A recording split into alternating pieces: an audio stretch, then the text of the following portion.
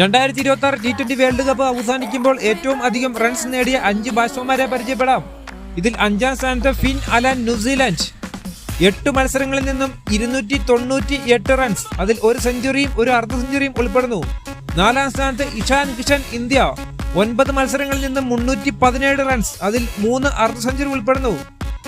3ാം സ്ഥാനത്ത് Sanju V Samson India 5 മത്സരങ്ങളിൽ നിന്ന് 321 റൺസ്, അതിൽ 3 പടുകൂറ്റൻ അർദ്ധ സെഞ്ചുറികൾ ഉൾപ്പെടുന്നു.